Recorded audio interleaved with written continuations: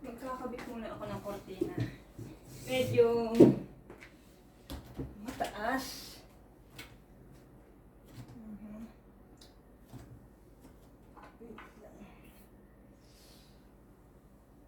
Kaya talagang ingat lang talaga. Baka ay, naku, nalaglag yung aking isang kortina.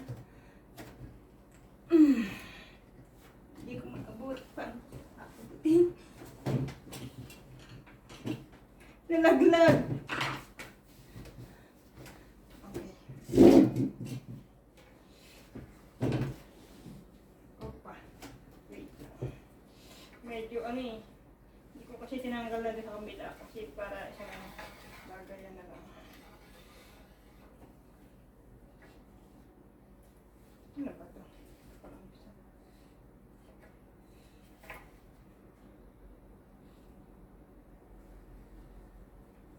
Tagaan lang talaga. Pero yung awat camera ayos ba lang? Hindi ko pala siya maaabot. Wala eh. Oh, baka makabasag pa kung ano. Kunyari, masipag tayo. Kunyari, busy-busy sa trabaho.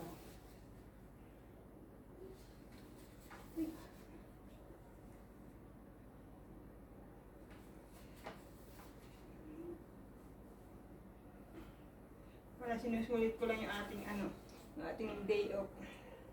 Nakakita ko yung mga tao sa labas ng bahay namin.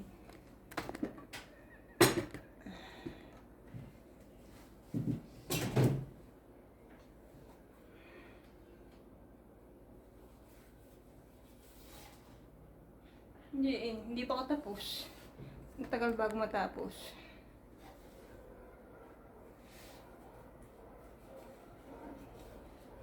Ako naman siguro ito. Yun lang, pagdating dito, medyo nahirapan ako Hindi siya, ay, mali pa ang aking gawa. Ano ba to? Dapat pala yung doon. Mali.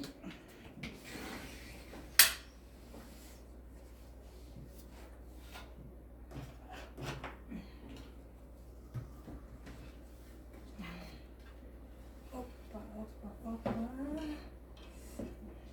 Huwag kang malalag. Ay, paano ba ito? Oops!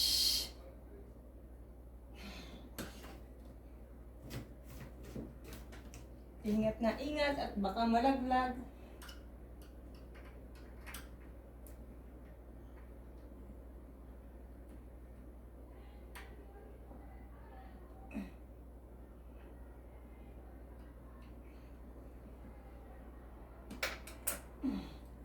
Okay ba?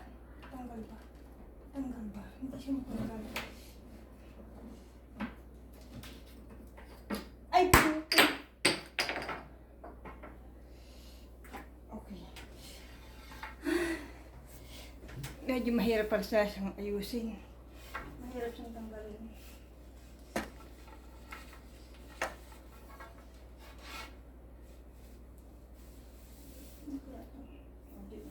Hindi pwede. Kailangan lang ulit natin tanggalin. Nalaglag na.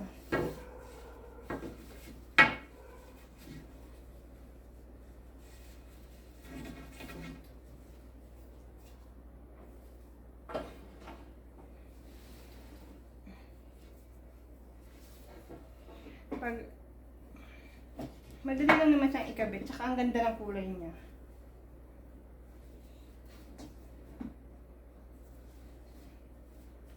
Totoo sa kulay niya.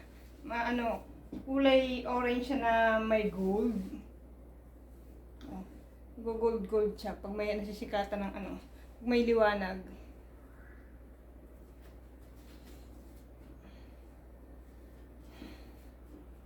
Medyo hinahapo ako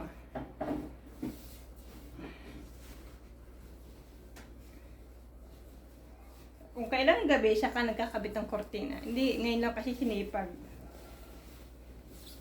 Ngayon lang nagkataon na naayos yung aking Na plan. Kakabit ko na sana kanina, kaya lang gusot na gusot, parang hinugot sa puwet. Kaya yun.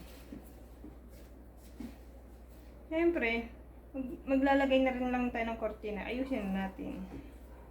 Siguraduhin na natin hindi siya gusot na parang hinugot sa puwet.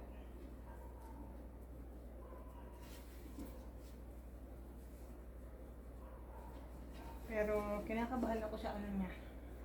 Paano ba? Paano ba ito ikabit? Tama ba to? Saan yung aking Ay, tanga. Hindi siya tanggal lahat ng ng tukod. Ay, nako.